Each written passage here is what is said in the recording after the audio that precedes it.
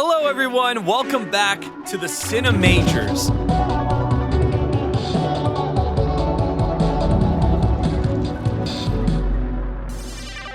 Today, we have a special video for you because we are doing what we did last year as our first video, but just for 2026's upcoming films. Go ahead and explain what's going on here, Andrew. So just like last year, we're going to be looking into the best movies. We're going to be looking into the worst. So there's a lot of new, exciting releases coming out in 2026. The Odyssey, Dune, Messiah, the basics. Come on. There's a lot of not really exciting ones.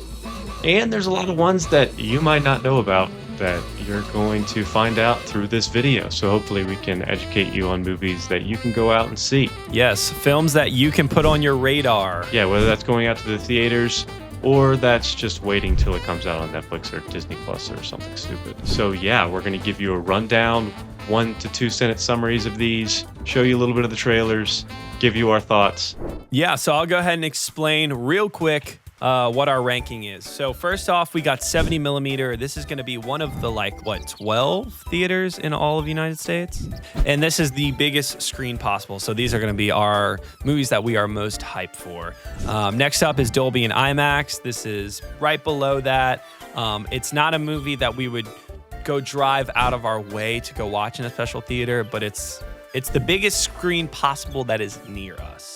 And then next up, we have A-List Watch. This is a movie that we're going to take the trek out to the theaters for. A-List Watch is we have free tickets to the theaters because we have a subscription, so it's not really any money off our backs.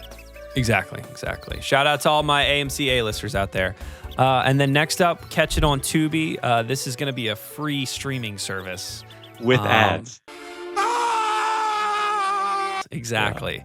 So this is not the best films. And then lastly, we got Disney Plus original. We're talking I don't even know. We're talking Freakier Fridays. We're talking Brave New Worlds. Basically, there's no ads on Disney Plus, but it's worse than watching Tubi with your Hims ads and your, Viagra ads. Those are worth it to watch those movies in comparison to sitting through no ads to watch a Disney Plus original. Wait, can we talk? So ads are personalized. So how come the ads you get are Viagra and Hims? What's up with that? You got me. All right. You got You're me. cooked. I can't say anything. There's cookies and stuff that kind of read into what your search history is. I guess it's for your adult film industry, right? Oh, all right. So we're just going to go back to that joke. But yeah, without further ado, let's hop into the 2026 upcoming film tier list. Baby. Come on. Here we go. Okay, so here we go. First movie that we're going to talk about here is Spider-Man Brand New Day. This one's kind of interesting. So the plot synopsis that we have is Peter Parker tries to focus on college and leaves Spider-Man behind. But then when a new threat endangers his friends, he must break his promise and suit up again, teaming with an unexpected ally to protect those he loves. I have seen that Punisher's going to be in this movie. I've seen that Sadie Sink is playing a character in this movie that a lot of people think is either the villain or freaking Mayday or something like that. I've also seen that the Hulk is going to be in this movie. And I'm no longer excited for this Spider-Man movie. It seemed like it was going to be a street level Spider-Man movie. I don't want it to be a team up film either, but they have to because Sony actually has this deal where basically Spider-Man has to have one major Marvel character additionally in the movie. I just want a Spider-Man movie, but that's what we have Spider-Verse for, I guess. So I'm not super excited about this one. It is a Spider-Man movie though, and a Marvel movie, so I'm okay with IMAX. I love the Sam Raimi's Spider-Man. Spider-Man is probably my second favorite superhero outside of Batman. Yeah, I know it's basic, but what I loved about the Sam Raimi ones were the fact that it was literally just him. And I've kind of lost faith. Outside of Homecoming, which I did like, and outside of a little bit of Iron Man time, I felt like was mainly his movie. This Spider-Man version of Spider-Man's kind of lost its way. I still like Tom Holland. I still think he's a good actor for this character, but don't have a lot of high hopes for this one. I'll keep it maybe near the bottom of Dolby and IMAX because, again, it is Spider-Man. I agree. What is this one called? The Hunger Games, Sunrise of the Repeat. So I'm not the biggest Hunger Games guy. I've seen all the originals. I saw the new one. It is okay. And so I guess I kind of expect similar things out of this one. The Hunger Games movies to me have always been like not that good to okay. And I expect this one to be similar. The trailer looked fine. It's supposed to explore Panem 24 years before Katniss' saga, starting on the morning of the reaping for the 50th Hunger Games, where young Haymitch Abernathy participates. So this has Jesse Plemons. I think he's playing Haymitch. This has Ralph Fiennes. It has a bunch of newcomers, and it's got McKenna Grace. It's got Elle Fanning. I would put it on A-list watch. I'd go see this in theaters. Yeah, I agree. I have only seen 2 of the Hunger Games movies, I think, and I'll go watch it in theaters. Next up, Mortal Kombat 2. I haven't seen the first one, and a movie we will talk about later, I think, is doing everything better than this movie. I'm gonna say Tubi. I did watch the first one. I didn't like the first one. I was kind of forced to watch it, and so I don't really care for this one either. So I'm fine with Tubi or even Disney Plus original. All right, so next up is Sam Raimi's Send Help. What's the deal with this one? Yeah, I'll give you the plot synopsis. So it's about 2 colleagues become stranded on a deserted island, the only survivors of a plane crash. So on the island, they must overcome past grievances and work together to survive, but ultimately it's a battle of wills and wits to make it out alive. So it's Sam Raimi. You're going to get maybe a little horror elements, probably some practical effects. It's going to be a little campy, probably. I like that. His last venture into film was the absolute peak cinema Doctor Strange Multiverse of Madness, which nobody likes. Except my roommate. There's a cult, actually. There might be a cult out there. But hopefully this can be a bounce back for him. We know he can make good movies. But Send Help looks pretty interesting. It's got Rachel McAdams, so I'm always down for that. I'm thinking A-list watch. Next up, we have absolute peak cinema, Mercy. So in the near future, a detective, Chris Pratt, stands on trial accused of murdering his wife. He has 90 minutes to prove his innocence to the advanced AI judge, Rebecca Ferguson. He once championed before it determines his fate. So Chris Pratt versus Grok is what we're getting here. Yes. If you've seen the trailer to this, I just don't think you can think otherwise that this is not a Disney Plus original. Like this might be the worst movie of the year. This looks like rip-off Minority Report, but no Spielberg, no Tom Cruise, no Colin Farrell, just no goodness. And the CGI looks dreadful. Is this a straight to streamer? It looks like one. No, it has a theatrical release. Chris Pratt is my GOAT, or was my GOAT, but he has just been on a criminal run of the movies he's been in. Next up, this one's going to be controversial. Supergirl. Logan is a huge Superman fan, and he loves James Gunn, so everything DCEU, or whatever the new one's called, he's probably just going to suck it up. So this one, basically it follows Kara Zor-El's story, so I guess that's Supergirl, and her darker origin before she finally made her way to Earth. So I watched the trailer. I don't know if Logan watched the trailer. I have not seen it yet. I think there was a teaser out. It looks like hot doo-doo garbage. It's not directed by James Gunn, so it won't really have that flair. I think it looks kind of like a ripoff of James Gunn's style. It's giving me Guardians of the Galaxy. It's giving me Superman. If you're going to put that tint, that vibe on every single movie in your entire franchise, then it just starts to get old really fast, and I already feel like it's old. I don't have an opinion yet because I haven't seen the trailer. I think I'm okay with Tubi or A-list watch. I would probably put it A-list watch because it's the second film of this new DCU. Like, I gotta watch it. This or the Marvels. But it's always the Marvels with you, man. There's no way this is worse than the Marvels, bro. There's definitely a way. Let's go top of Tubi then. Next up is Archangel. So this is a upcoming action film starring Jim Caviezel as a former Green Beret weapons designer, defending his Wyoming neighbors from a predatory corporation. The plot synopsis sounds kind of cool. Yeah, I don't have a strong opinion on it. Maybe we know more when we release this video. But yeah, I'd put it in Tubi. I mean, it could surprise me. I don't really, we don't know a lot. There's not any names attached to it that I really trust or anything, so. Exactly. All right, The Devil Wears Prada 2. Take it away, brother. Okay, the way he said that is like, I'm a fan of this franchise. I guess it's a franchise now. I'm the only one who's seen Devil Wears Prada. And I guess I watched it a few months ago. Meryl Streep, Anne Hathaway. Ooh. Basically, this follows Miranda Priestley's struggle against Emily Charlton, her former assistant turned rival executive, as they compete for advertising revenue amidst declining print media while Miranda's nears retirement. So this sounds like kind of like a Succession kind of thing. Lots of corporate jargon. It's like kind of against my principles. Your principles? Seriously, okay, name me one principle that you have. I don't know, like I'm against racism. I mean, the first one was fine. I understand why it has a lot of fans. So I'd put this maybe above Supergirl on Tubi. I feel like Tubi's going to get really crowded here really fast, but have no desire to. You can put it right there. I'm going to put it here. I don't know anything about it, but to me, usually movies that don't need a sequel and then get one are usually pretty bad. Next up, we have The Social Reckoning. Come on, son.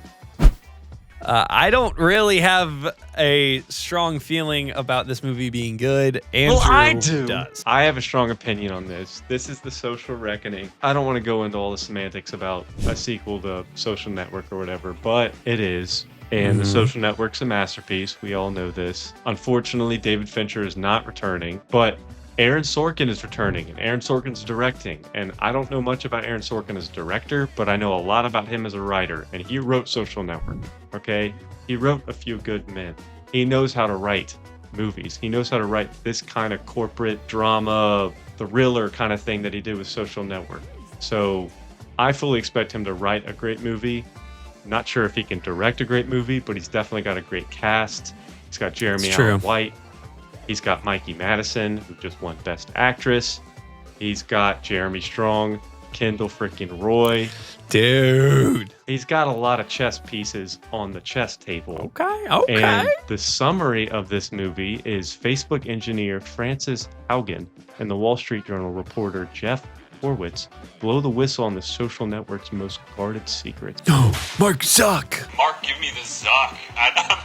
It's going to be fun. It's going to be great. It's going to be 70 millimeter. Wow. So I just can't. But I'll make a deal with you right now. I'm making a deal with the devil. If I let you put this in 70 mil, I get 170 mil, no questions asked. If that 170 mil, no questions asked is Young Washington, then no.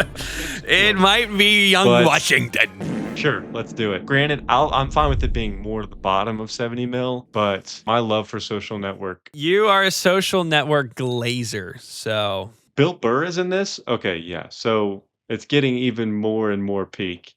All right. Next up, we have Goat. I have seen the trailer for this one. This one looks okay. I should go grab my Steph Curry jersey because the only reason I would show up is because Steph is producing it and he's my GOAT. What's up, Stephen Curry? The new trailer for GOAT is here. But other than that, it's about a small goat with big dreams. Wow. Who gets a once-in-a-lifetime shot to join the pros and play Rollerball, a high-intensity, co-ed, full-contact sport dominated by the fastest, fiercest animals in the world. So it's your underdog story, your undergoat story, okay? It's like Air Bud. And the trailer is whatever. So I'd go watch this with my niece, who is almost 2 years old. I don't think she can go to the theater, but if she could, I'd go watch it in theaters. Since she can't, I'm going to catch it on Tubi. Yeah, my thoughts are this and this only. It's made by Sony, and they threw from the studio that brought you Spider-Verse on there. And usually that means that whatever they're making is not good enough to be confident in, and they have to throw in, hey, remember, we're the guys who did this. And that's what Disney's done that a lot recently, and most of their projects have been pretty bad. All right, next up, we got Disclosure Day from Steven Spielberg. It is basically about humanity's first encounter with the extraterrestrial life. It's got Josh O'Connor, Emily Blunt, and Colin Firth, and we got John Williams on the score. So that alone, I'm watching it in Dolby. Yeah, so I just watched the trailer before we started this video, and now I have mixed feelings. I think originally, name alone, Spielberg, Josh O'Connor, who I love, I would just put it in 70mm, we'd be done with it. But I watched the trailer, I didn't love the trailer. Is one of my goats washed? Possibly. No, don't say that. Possibly. Don't say that. The movie definitely looked washed out and gray. The final shot looked like a Coke AI commercial. I'm sorry that it didn't have a wicked lighting and color, Andrew. Is that what you need to be entertained? Well, you know that's my favorite looking movies ever. It has a summer release. I'm watching it in theaters, Dolby or IMAX, regardless of how the trailers look. We're putting it over Spider-Man, though. Oh, come on. Yeah, I'm fine with that. 28 years later, The Bone Temple. I'm putting this in Dolby and IMAX. Really? Really? I was pleasantly surprised by 28 years later. I enjoyed it. I had a good time. It was a great theater watch. Good action flick. Had some nice little emotional moments as well. And this is a direct follow-up. They filmed it back to back. I would go watch it Dolby or IMAX. So 28 years later was a letdown for me. I did not like it. Now I will have to admit, I had like a stomach ulcer while watching this movie, so I was just in so much pain, just curled up in a ball. But I still didn't really like the movie. I thought there was just a lot of weird creative decisions that were going on. The Bone Temple segment was by far the most interesting part of the movie. When the zombie started working, I was a little concerned, and that made me feel a little bit better.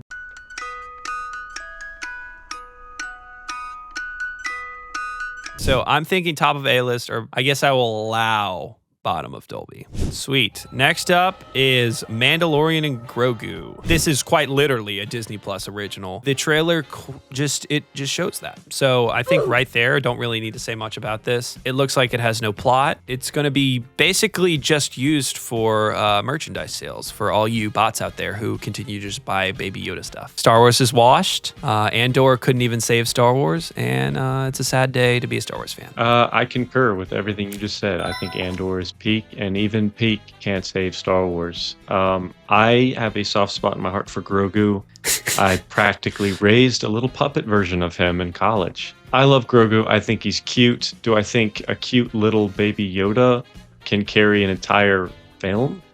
No, and it seems like that's what they're trying to make it happen. And Mandalorian fell off hard after season 1. Jon Favreau's directing. He's kind of turned into a corporate shill, so I don't trust him anymore. There's also just like a bunch of fan service in the trailer, like random Rebels characters, and you're just like, all right, bro, what are we doing? It's going to make a crap ton of money because y'all show up for it, and they're going to keep making doo-doo garbage because y'all are showing up and we're attacking these guys. Okay, look, there's nothing wrong with liking Star Wars. There's nothing wrong with liking all this stuff.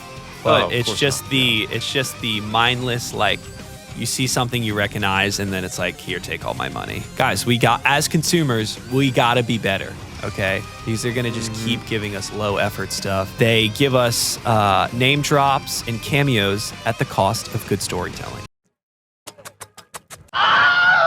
Contender for worst title of the year. Star Wars: The Mandalorian and Grogu. Michael. It's a Michael Jackson biopic. The trailer has come out and it looks solid. I mean, my reasoning for watching it last year is the same. Michael Jackson music in a Dolby or IMAX cinema. Do not let it touch Dolby and IMAX. That trailer was terrible. No. This looks like musical biopic slop. It does. Okay, that rivals Bohemian Rhapsody. Okay, we're not putting it in Dolby. Please, no. I love Michael Jackson. I love his music. Off the field issues aside, okay? We're talking about the movie here. And the movie does not look good. His face looks CGI. I know it's his nephew. It just doesn't look great. So I would put it in A-list watch because I'm nice and because I want to hear it in those sweet theater speakers. I feel like it's going to be 3 hours for no reason, and it's not going to even touch any of the interesting part, of his life. Okay, Yes. so yeah, I'll put that bottom of A-list. That's fine. Speaking of peak cinema, speaking of the greatest film of the year, Young Washington. Speaking of the next great franchise. What is your name? George Washington. Yes, that is actually how the trailer ends, people. My name is George Washington. From Angel Studios, we're getting Young Washington, which is an upcoming American epic historical war drama film directed, produced, and co-written by John Irwin. It's based on the life of the first president of the United States. So what does Angel Studios do nowadays? Because I thought they made like Bible movies. I thought they made like old white people Christian Bible movies. Like God's Not Dead. Guess they branched off. They're going to probably throw in some Bible verses for George. There's like a lot of violence in this and stuff. This is going to be like the most whitewashed. Is that the word? Whitewash George Washington. But like, like make it as palatable and make him seem like the greatest. Well, they're going to guy make of it all as time. like nationalist as possible, which I'm all fine with patriotism, but I think they're probably going to overlook a little bit of other things. Yeah. And it's got Andy Serkis and Ben Kingsley, and it's got a new guy playing George Washington. I'm gonna put it above Mandalorian and Grogu though. What? Next up, we have Wild Horse 9, which is about a CIA agents Chris and Lee who face a trust testing mission from Santiago to Easter Island during 1973 Chile. It's got Sam Rockwell and Steve Buscemi, and directed by Martin McDonough. Is that how you say it? McDonough. Okay. Throw in the Scorsese meme. Hello. I am really looking forward to this because Martin McDonough is possibly one of my favorite directors. Even though I haven't seen that many movies by him, I think 3. All of them were bangers. What does he direct? So he did In Bruges. Okay.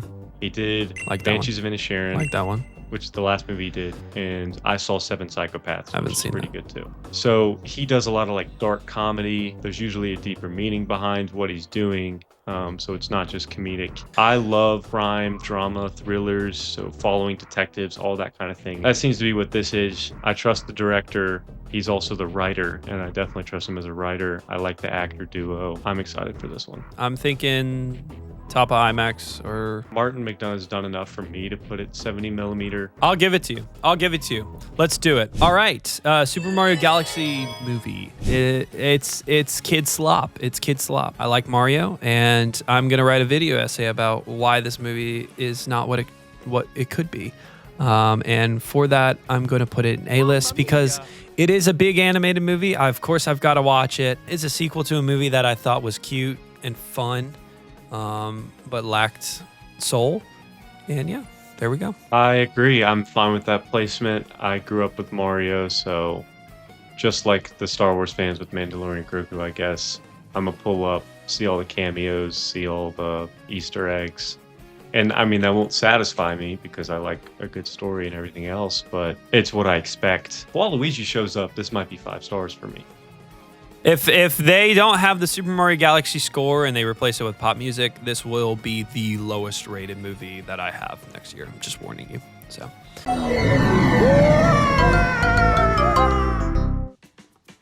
Ebenezer, A Christmas Carol, which is a thrilling ghost story set in Dickens' London, following one man's supernatural journey to face his past, present, and future as he fights for a second chance at redemption. Another one. It's another one of these. Okay, so Johnny Depp is our lead. Daisy Ridley is in it. Sam Claflin, Ian McKellen, Rupert Grint, Tramell Tillman. There's a lot of actors in that I do like, but it kind of looks like your typical Hollywood get back to the basics cash grab. There's been unlimited amount of retelling of this.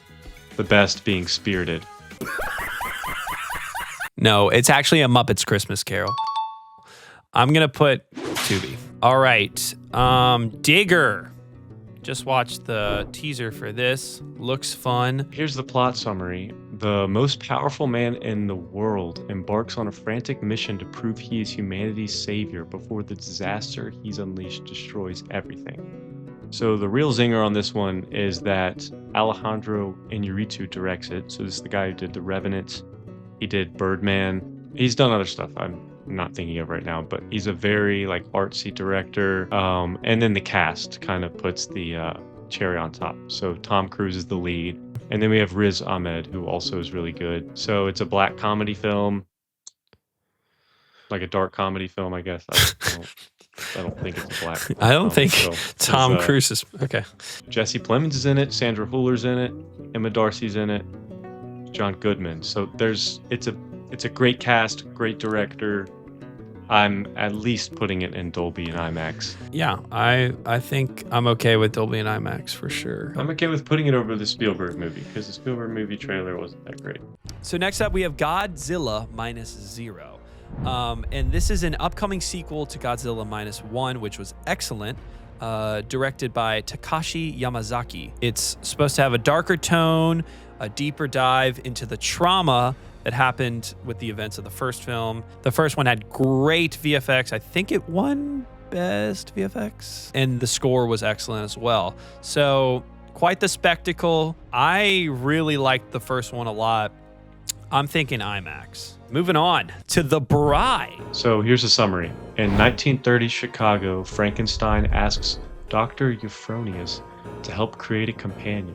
They give life to a murdered woman as the bride, sparking romance, police interest, and radical social change. So it's got Christian Bale. Jesse Buckley was fantastic in Hamnet. If you haven't seen Hamnet, go watch it. It looks really like stylized. There's probably going to be a lot of cool visuals. Yeah, it just looks kind of weird and not my kind of weird. So I'm not super excited about it, but I'd say I'd watch it. It's an A-list watch. Yeah, I'm okay with that. I'll probably put it right there. Cold storage. So this is about when a highly dangerous fungus escapes from a secret laboratory. A former bioterrorism agent is called back into action. Alongside two young employees, he must confront an invisible and out-of-control threat. It's got a screenplay by David Koepp, who's worked a lot with Spielberg, Jurassic Park. He just did Jurassic World Rebirth, right? Unk's kind of lost it, is basically what we're saying. He was making good movies back in the 90s and 80s, but he hasn't written anything good in a while, I don't think. This looks like CGI slop. But Joe Keery and Liam Neeson, they have charisma. Yeah, so I'm thinking Tubi. Okay, so next up is The Sheep Detectives. And we just realized this existed because we saw a trailer because we had looked up a bunch of upcoming trailers. Holy cow, this looks amazing. It looks fun. It's like a little, kind of like a Paddington type of movie. It's got a pretty solid cast. We got Hugh Jackman in there. We got Patrick Stewart. And yeah, it looks kind of fun. And Greg from Succession is in it. I'm sorry. If it is to be said, so it is. Are you all right? So I'm thinking A-list watch. I'm thinking definitely not A-list. No. I'm thinking Tubi, because if you've seen this trailer, look, I get it. It's like a PG-rated, fun little, get all the cast together, animated sheep, and Hugh Jackman being lovable. It looks like a cheap attempt at pulling the heartstrings, if I'm being completely honest. And I love to see Greg back in action, but as a fumbling detective or cop. But yeah, I mean, it looks genuinely awful. I'm fine with Tubi. Moana live action. This is like literally a disgrace to film. I'm fine with going bottom of Disney originals, and I'm fine. We don't have to explain anything. You'll all know what Moana is. This is basically just a live action version, which we know those with all suck, some so of the cast reprising their role of the animator. The Rock. Next up, Werwulf by Robert Eggers. The new Robert Eggers movie. He did The Lighthouse, which I think is fantastic. He also did Nosa Freak 2, which he has a very distinct style, very gothic horror vibe. So it seems like that will That'll be a match made in heaven with Werwulf. So I think this is going to look fantastic. It's probably going to have an awesome atmosphere. Yeah, I absolutely love horror, this kind of horror, like the gothic style. But I think this could be a great return to form. And visually, this style will be immaculate, especially in like the snowy winter. Oh my gosh, yeah. Quick plot summary is, in medieval Britain, a mysterious creature stalks the foggy countryside, transforming local folklore into a terrifying reality as villagers face an ancient supernatural threat. Yeah, that sounds peak. All right, next up, Project Hail Mary. So this is basically Interstellar for babies. But yeah, so this is basically a pretty famous book. I've heard the book is great. This seems like it's taking a pretty silly approach. I mean, it's got Gosling, so I guess it makes sense. But yeah, I think it'll be okay. He did First Man, so he's got that experience in space, but I just don't see this being great. And the trailer didn't pop, so I'd put this bottom of A-list. Oh, so this is Phil Lord. The people who wrote the Lego movie, the Spider-Verse movies. So they know how to tell a story, and for some reason, 21 Jump Street. They know how to tell a story, Phil Lord and Chris Miller, but their live action stuff doesn't have The sauce. Doesn't have the sauce. But they also just made the Smurfs movie.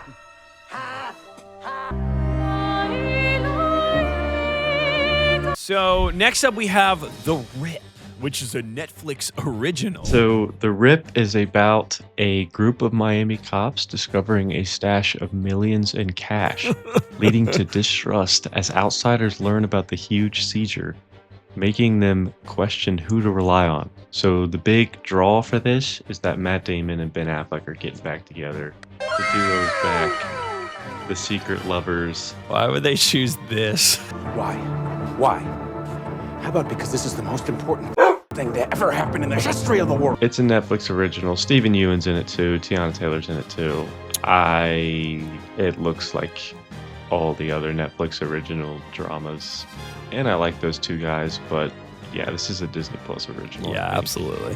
I'm thinking it's probably top. Actually, Young Washington might be over it just for the jokes, just for the memes. Moving on. Next up, we have Here Comes the Flood, which is a heist movie coming out on Netflix, starring Denzel, Pattinson, and Daisy Edgar Jones. So we got another Netflix original that's basically going to be The Rip. I don't know. I feel like Pattinson has not picked bad projects really since Twilight. Okay, so the director of this did City of God. So he actually kind of has the sauce. I would put this in A-list watch possibly. All right, I'm going to put this right here above The Bride. All right. It's time. It's time, Andrew. Take it away, buddy. Take it away, buddy. Oh my goodness. Okay. I have to Listen, I have to calm myself down here. This is Dune Part 3, Dune Messiah. This is the long-awaited, 1 year? Yeah, not very long. The finale to Denis Villeneuve's trilogy with Paul Atreides. I've read the books. Oh, he's read the books, guys. This one's weird, okay? This one's a lot different than the first one. I'm really interested to see what Denis does with this. I think he's probably going to knock it out of the park. And if he finishes out well, could we be looking at one of the greatest trilogies of all time? We very well could. So this follows Muad'Dib, so Timothée Chalamet, heir to unimaginable power as he brings to fruition the ancient scheme to create a super being ruler among men, not in the heavens. I assume this will take place several years after the events of Dune Part 2, because that's where the book starts. Robert Pattinson joins. I think he's playing kind of the antagonist, so it'll be really cool to see what he does with that character. Florence Pugh's character comes to the forefront a little bit. Greg Fraser is not the cinematographer this time around. I don't know the name of the cinematographer, but he did La La Land. But yeah, this is literally easy top of 70mm. I don't think anything else coming out in 2026 compares to how hype and how awesome this is going to be in an IMAX theater. So probably right here above Mercy. Funny.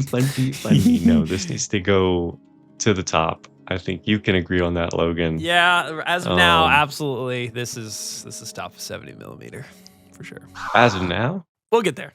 We'll get there. Next up, Avatar: Legend of Aang. Okay, so this is a film that is animated. It is following the story of older Aang. And I don't know how to feel about this because most of the Avatar stuff that has come out recently has been really bad.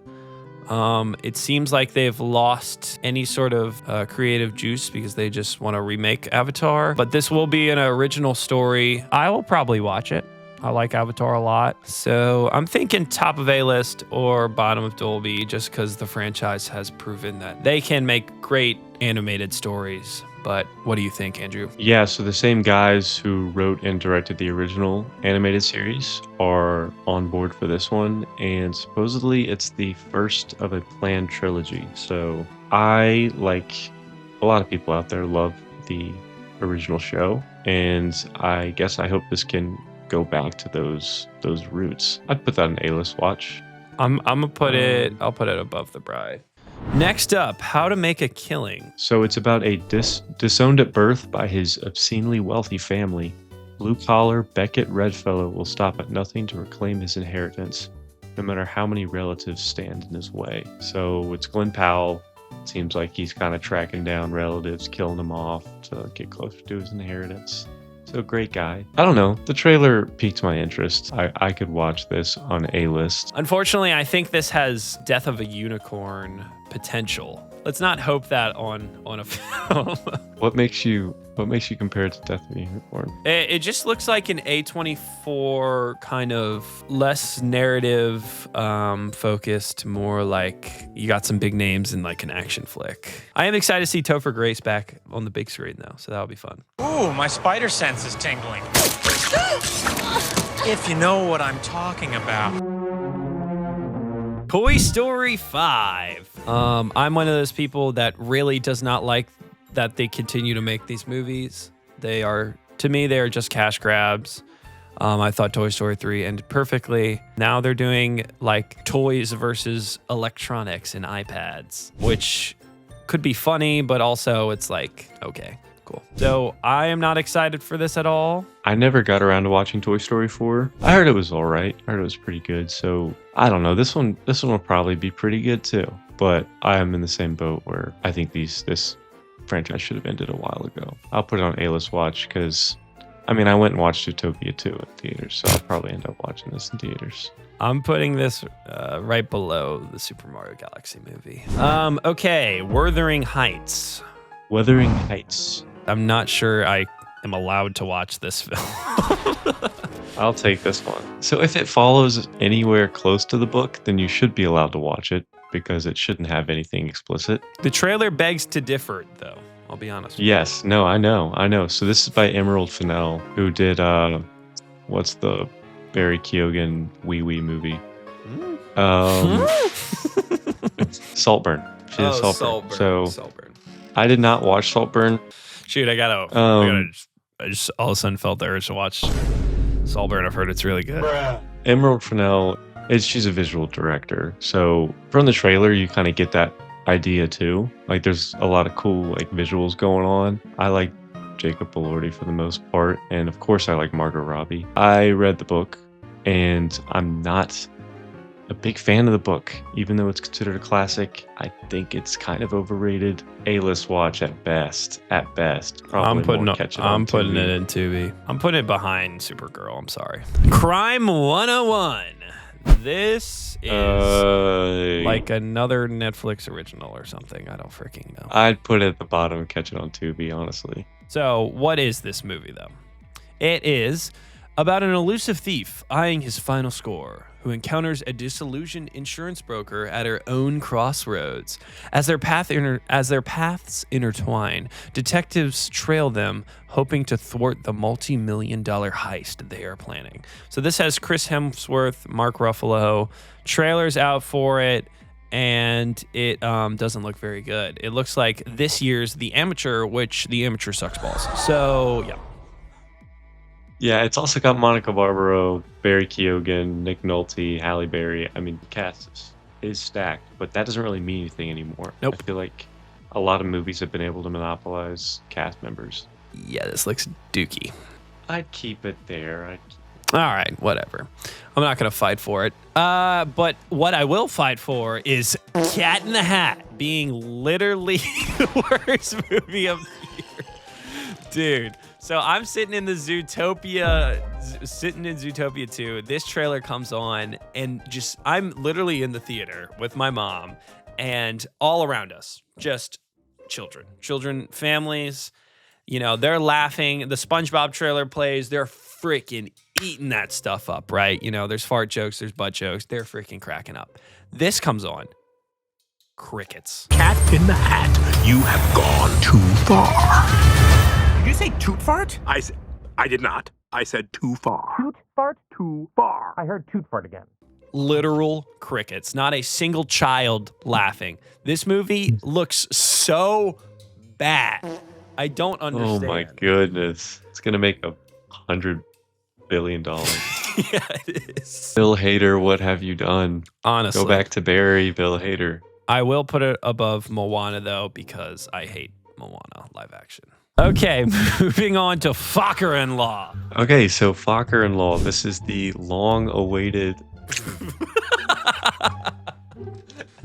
What the Focker are you talking about, dude? This is the long-awaited sequel to Meet the Fockers, Meet the Parents, that whole trilogy or whatever of movies, which saga I watched like a couple months ago, so it's fresh on my mind. So it's about a young man named Henry, son of Greg and Pam Focker, faces family chaos when he decides to marry a strong-willed woman who appears to be his complete mismatch. Ooh, okay. The cast includes Robert De Niro, of course, Ben Stiller, Owen Wilson, what the?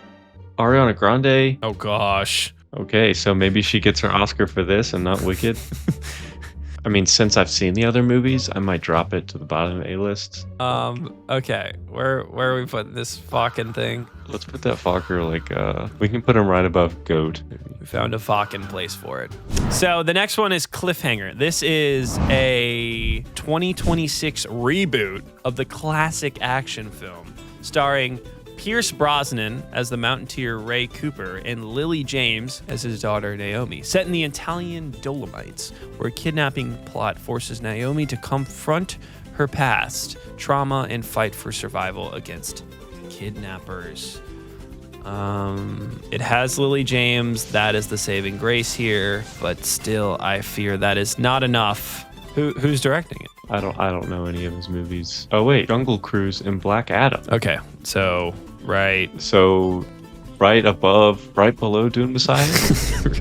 Right, yeah. I say we put it below the Rip. Okay, put it below the Rip, but above Mandalorian and Grogu. Scary Movie 6. This is another scary movie. A lot of new horror icons have come out that I think they could make fun of, like Art the Clown and Megan. But for now, I think this is at best an A-list watch. Gotcha. I mean, I haven't seen any of them, so I don't have an opinion. I would probably lean Disney Plus original, the fact that it's the 6th one.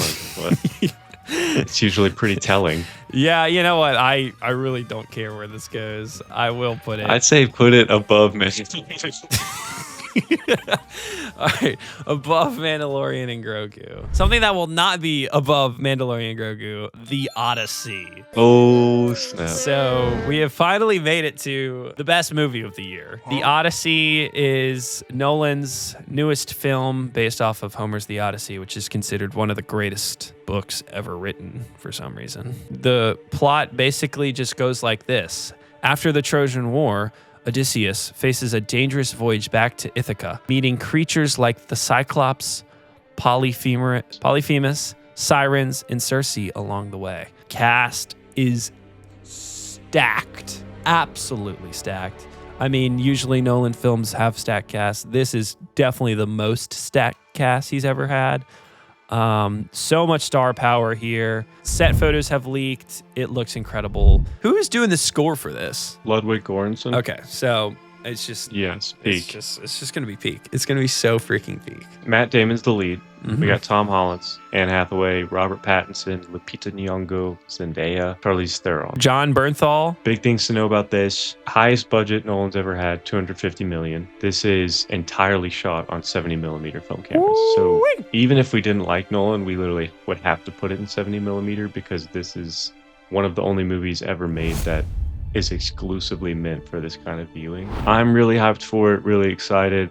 We have never really gotten a big budgeted take on this story, and I think Nolan is a great, cinematic director. I think it's a very, very big story. It's intimidating to tackle, so I'm not going to put it above Dune Messiah because we know that Denis knows those books. Interesting. I'm not. No. What are you doing? What are you doing? Must have slipped because the Must have been the Odyssey wind. is going to be better than Dune Messiah. Because first off, the Odyssey is going to be one complete story, right? We're going to get everything in one. It's going to be complete. It's going to be amazing. We don't need the Iliad, okay? We just need the Odyssey, right?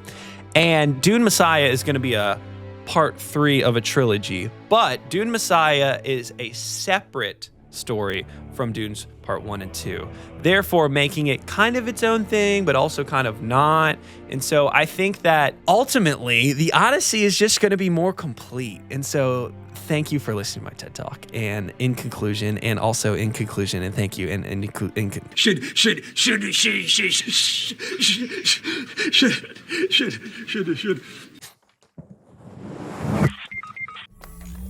And in conclusion, sorry, I had to reboot. And in conclusion, the Odyssey is going to be peak and it's going to be better than Dune Messiah. So this is our hype rating, right? Yeah. And this is the third and final installment in a franchise we both agree had 2 very good to great masterpiece first movies. First one's good. Second one's masterpiece. Why would we not think the third is going to wrap everything out? It's a separate story. You've never read it. I know. Doesn't mean I don't know. It's the same characters, Yeah. but it's wrapping out that saga. Isn't this the second book of 3 of the trilogy? This is the second book, but it's not a trilogy of books. It's like there's tons of books, but this finishes Paul Atreides' arc. Oh, okay. I see what you're saying. Well, here's the thing. I think I do understand that, but at the same time, it's the freaking Odyssey.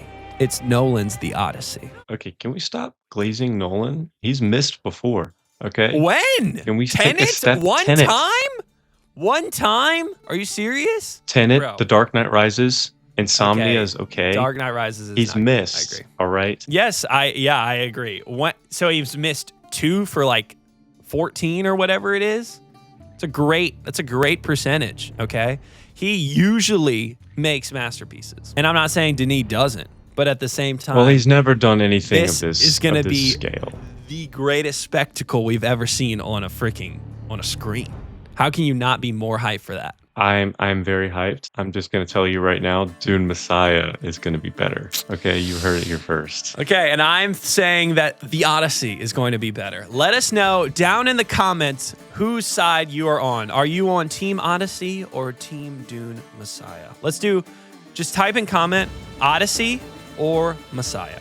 If we could stack these on top of each other, we would. But I'm in control of the board here. No, know that in essence, they're equal. Yes. So we're just going to throw Dune above it. It's the wind is too powerful. I can't quite bring my cursor up there. Moving on to another peak cinema film, Hoppers. Jeez, from heaven to hell we go.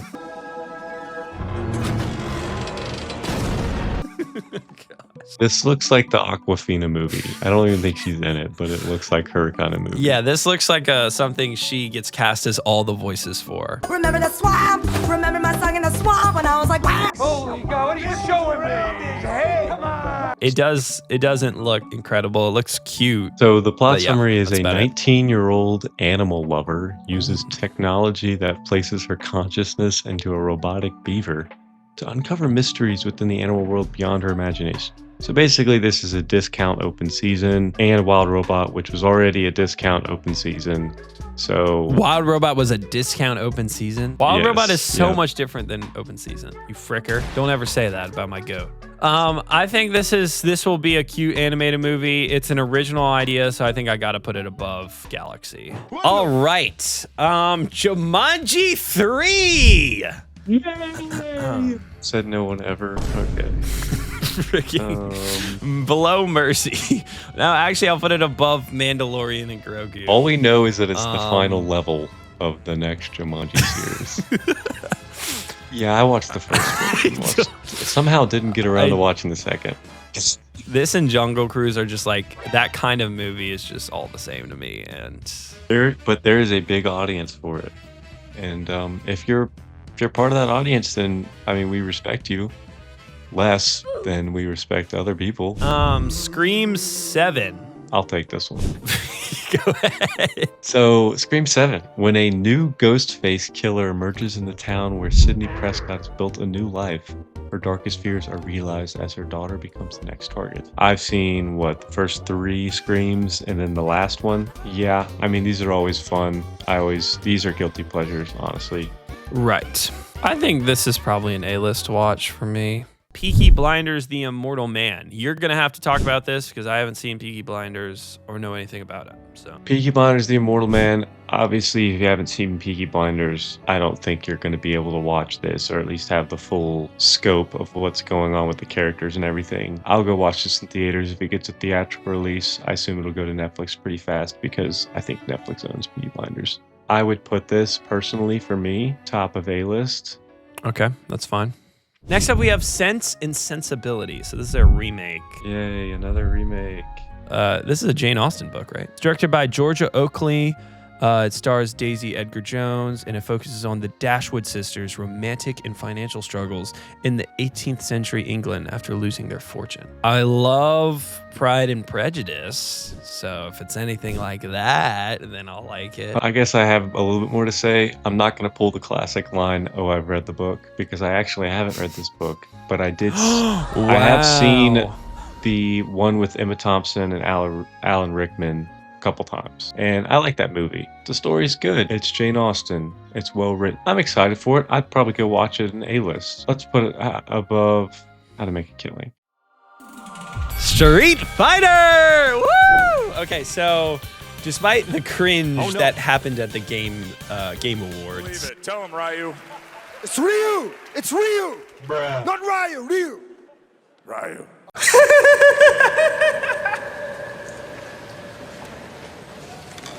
I am super excited for this movie. It looks really stylized. It looks like a really fun time. It looks like they're finally making a video game movie that feels like a video game and isn't just a cash grab. Like, it feels like they actually understand what makes the game like cool. It's definitely going to be campy, but I think with the WWE stars, that'll make it more fun. It's about estranged Street Fighters, Ryu and Ken Masters, who get thrown back into combat when the mysterious Chun-Li recruits them for the next World Warrior tournament. A brutal clash of fist, fate, and fury. However, behind the Battle Royale lies a deadly conspiracy that forces them to face off against each other and the demons from their past. Without even any sort of fight from Andrew, I'm putting this in IMAX. I'm going to street fight you on this one. We made a deal, buddy. Play the clip. I'll make a deal with you right now. I'm making a deal with the devil. If I let you put this in 70 mil, I get 170 mil, no questions asked. Sure, let's do it. Can I at least say something? It's a video game movie. Don't get your hopes up. This is probably going to end up being, at best, a catch-on Tubi kind of movie. I'll put in the very bottom of IMAX. Cliff Booth. The Adventures of Cliff Booth. We're talking Brad Pitt in the lead.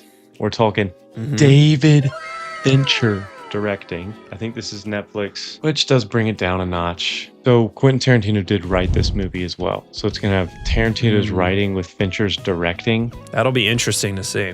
This showcases more of Cliff Booth's backstory and his new role as a Hollywood fixer. So Cliff Booth is probably my favorite character in Once Upon a Time in Hollywood. And now he's kind of getting his own little spin-off. I'm putting this Dolby in IMAX. Not sure if I can throw it in 70 millimeter. I think I'm more excited for the rest of these more than this one, but I'd put it at the top. all right, so we'll meet in the middle right above Werewolf. Alrighty, The Dog Stars. What the frick? Dog Stars is an upcoming post-apocalyptic science fiction film directed by Ridley Scott. So the movie is set in the aftermath of a catastrophic flu virus that nearly wiped out humanity. The movie follows Hig, a civilian pilot and a tough ex-Marine who face invaders and the hope for a better life outside of their current dwelling. So this is Jacob Elordi as Hig. This is Josh Brolin, Margaret Qualley, Guy Pearce, Benedict Wong. So a good cast. Obviously, Ridley Scott is always making movies with varying degrees of success. I'd still put this in Dolby and IMAX, though, because it's a Ridley Scott science fiction film. Yeah, I agree. It sounds pretty sick. I'm thinking below Spider-Man. So I'm thinking above Spider-Man. You know what? I'll give it to you. Since the Odyssey's at the top and we both settled on that, I think I'll put The Dog Stars where you want it. All right! Okay, baby. Now we are talking about movies. Sorry it took this long to get to a real film, guys, but we have peak freaking cinema! Peak cinema, Avengers Doomsday. Andrew, I know you're excited to talk about this. Take it away, bud. All right, everybody. So I think we know exactly where this one's going. This is going to be bringing back all your favorite characters. Steve Johnson, whatever. Steve Rogers, Doctor Strange, girl from Thunderbolts, girl from Hawkeye, girl from She-Hulk, all those people. That's her name's She-Hulk. Super excited for this one. And come on. I think this goes flatly between Moana and the end of this tier list. Wait, what? No, no. I think you misspoke. You meant right here? No, you meant right I don't here, think right? I misspoke. Wait, Moana's not at 70 millimeter though. I'm looking for it. I don't see it up there. Oh, you mean here? Yes, this movie's gonna suck. No! No! No! I'm here just to rip that Band-Aid off. Marvel's washed. Avengers are even more washed. If you watch the teaser trailer, you know how unbelievably washed this franchise is. Yeah, no, this is gonna suck. I couldn't be less excited. I think we're in for possibly one of the worst big budget movies ever made. Jokes aside, obviously both of us think this movie's not gonna be good. But off of hype, how excited are we to watch it? Like, I'm pretty excited to watch this movie. Charlie Kirk. We are Charlie Kirk. We carry the flag. Okay, that's not. Let's keep that in 2025. Jokes aside, because I was obviously joking. Yeah, obviously. It just has to be an A-list watch. Just right. Because it's Avengers. Who says I'm going to go in and probably give it a 1 star? That's probably going to be the case. But I'm going to watch this in theaters. It's spectacle with a capital S. It's theme park with a capital T and a capital P. This is Scorsese's worst nightmare. With all that being said, I'm not watching this on a streamer. I'm watching this in theaters with a bunch of other grown, middle-aged men. Dang, just roasting Marvel fans. Hey, Marvel fans, I got y'all. Don't worry, I got y'all. No, but for real, I do think I'm more excited to watch this than I am all of these movies. But it is to see it be terrible. That's why I'm excited. Avengers Doomsday is going to be an top of A-list watch. And How the Mighty Have Fallen. Genuinely, How the Mighty Have Fallen. So sad. Last film of the day. This is Wildwood. This is the newest film by Laika, which is a studio who does Coraline and Paranorman, a lot of the stop motion animation stuff. I think we are looking at the winner for Best Animated Film of the Year right here. A lot of mystique in the little teaser trailer that they showed, or I guess the title reveal. For me, this is a bottom of 70 mil movie. Like, I'm really, really excited about this movie. We watched a couple behind-the-scenes things on this. I think artistically, it's going to be really impressive. And all of these are. I mean, raise your hand if you were scarred by Coraline as a child. You aren't my mother. But these are always original. They bring a really unique atmosphere and effect. I mean, they look really good. I've never been as big on these, I guess, as Logan has. But I mean, of course, I respect them. I wouldn't put it above some of these Dolby and IMAX, but I'm willing to give this one a little bit of leeway and keep it where Logan put it, because I'm a generous and kind person. Wow. But yeah, this is our 2026 hype tier list. Overall thoughts, Andrew, what do you got? I think it's a really top-heavy year. I think there is a lot of garbage on this list, but I also think there are a lot of directors that we haven't seen in a while, maybe, but a lot of high-quality directors making a lot of movies. We got Fincher, we got Nolan, we got Villeneuve, we got Scott, we got Spielberg, we got Iñárritu. I probably missed a few. There's probably this past year had a lot of 4 stars.